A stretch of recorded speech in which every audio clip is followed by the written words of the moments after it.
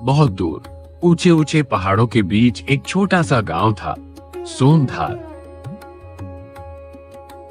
गांव इतना छोटा था कि वहां मुश्किल से 50 घर होंगे। सोनधार में रहने वाले लोग बहुत साधारण थे। न कोई बड़ी दुकान, न बिजली हर समय रहती थी, न पक्की सड़कें थी, लेकिन फिर भी वहां के लोगों के चेहरों पर एक अजीब सी शांति रहती थी। चारों तरफ देवदार के पेड़, बहती हुई भी नदी और सुबह सुबह बादलों की सफेद चादर पूरे गांव को ढक लेती थी। उस गांव में एक लड़का रहता था, अर्जुन। उसकी उम्र कोई 14 साल थी। उसके पिता लकड़ियां काट कर बाजार में बेचते थे और मां ऊन से कपड़े बुनती थी। अर्जुन बचपन से ही बहुत मेहनती था। हर सुबह सूरज निकलने से पहले उठ जाता, नदी से पानी भरकर लाता, फिर पिता के साथ जंगल जाता।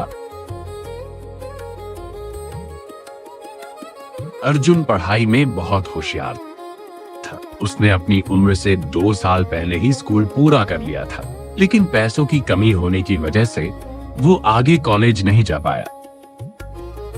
लेकिन अपने साथ हुई चीजें वह नहीं चाहता था किसी और बच्चे को देखनी पड़े। वह चाहता था कि गांव के बच्चों को पढ़ने के लिए पहाड़ पार करके 10 किलोमीटर दूर न जाना पड़े,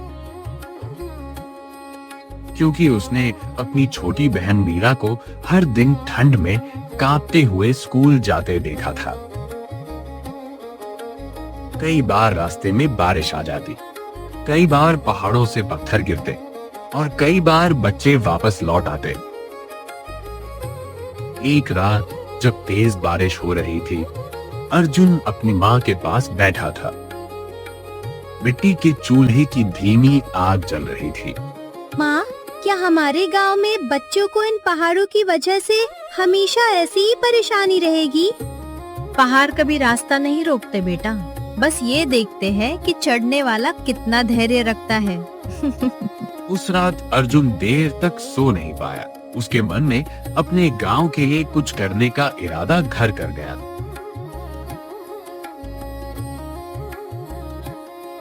अगले दिन उसने गांव के बुजुर्गों से बात करने का फैसला किया।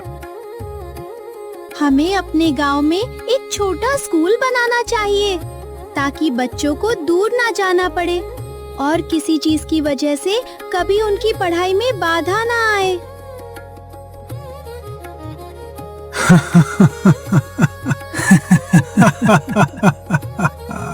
अरे, हमारे पास खाने के पैसे नहीं हैं, स्कूल कहाँ से बनेगा? सरकार वाले यहाँ सालों से नहीं आए, तू क्या कर लेगा? लेकिन अर्जुन ने हार नहीं मानी। उसने खुद से शुरुआत करने की ठान ली। वह हर दिन जंगल से लौटने के बाद खाली जगह साफ करने लगा, पत्थर हटाता, झाड़ियां काटता, मिट्टी समतल करता। धीरे धीरे गांव के कुछ बच्चे उसके साथ जुड़ गए। मीरा भी छोटी छोटी टहनियां उठाकर लाती। एक बूढ़े दादाजी पुराने लकड़ी के तख्ते दे गए। किसी ने टूटी खिड़की दे दी और किसी ने पुरानी चादरें। धीरे धीरे एक छोटी सी झोपड़ी तैयार होने लगी। वो कोई बड़ा स्कूल नहीं था, बस मिट्टी की दीवारें थीं, लकड़ी की छत थी और अंदर बैठने के लिए पुरानी चटाइयां। लेकिन अर्जुन की आंखों में वह किसी महल से कम नहीं था। अब सबसे बड़ी समस्या थी कि पढ़ाएगा कौन? गांव में कोई शिक्षक नहीं था। तब अर्जुन ने एक फैसला लिया। क्यों ना मैं खुद पढ़कर फिर दूसरे बच्चों को पढ़ाऊं? वह हर शाम खुद पढ़ाई करने लगा।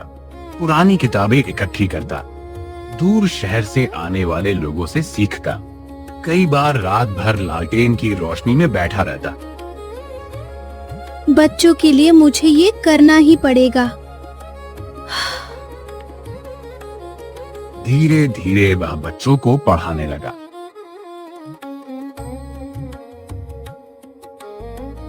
शुरुआत में उसके पास सिर्फ 2 या 3 बच्चे आते थे और गांव वाले भी उसका मजाक उड़ाते थे। धीरे धीरे बच्चे बढ़ने लगे। सिर्फ बच्चे ही नहीं, बल्कि जो बड़े भी किसी वजह से पढ़ नहीं पाए थे, वो भी अर्जुन के पास पढ़ने के लिए आने लगे।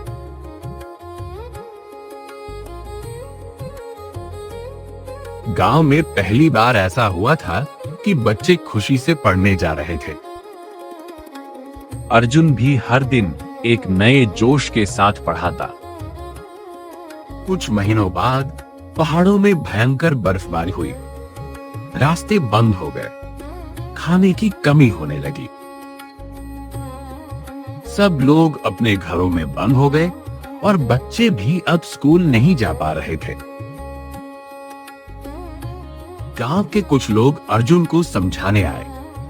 देखो लड़के, इतनी बर्बारी में तुम्हारे माँ बाप को एक और हाथ की जरूरत है।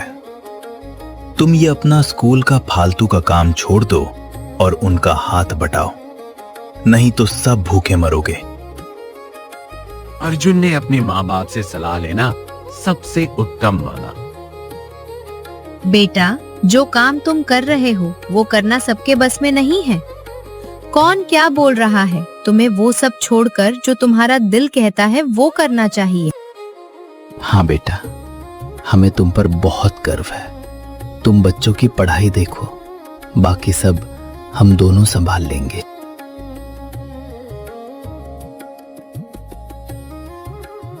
अब अर्जुन रोज स्कूल खोलता रहा। वह बच्चों को सिर्फ किताबें नहीं पढ़ाता था, वह उन्हें उम्मीद सिखाता था। ना गरीबी बुरी होती है और ना ही देर से शुरुआत करना।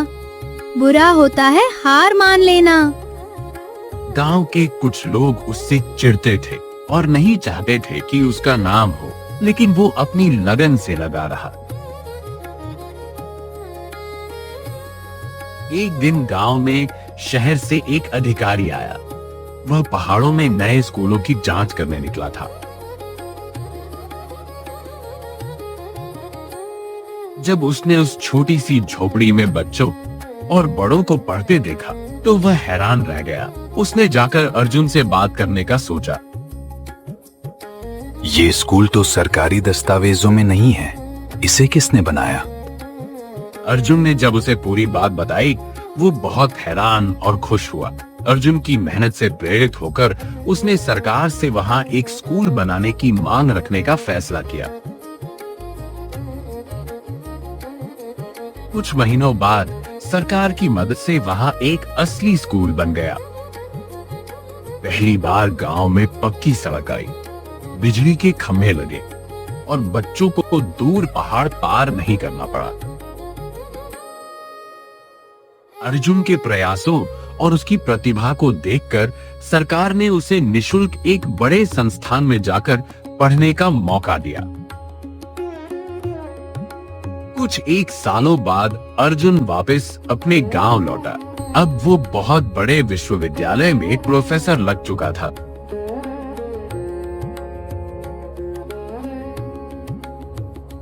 क्या आप वही अंकल हैं जिन्होंने हमारे गांव का स्कूल खोला था? हाँ, मैं वही हूँ, लेकिन मैं अकेला नहीं था। मेरे साथ उम्मीद थी, मेरे माता पिता की और मेरी खुद की। हवा धीरे धीरे देवदार के पेड़ों से टकरा रही थी।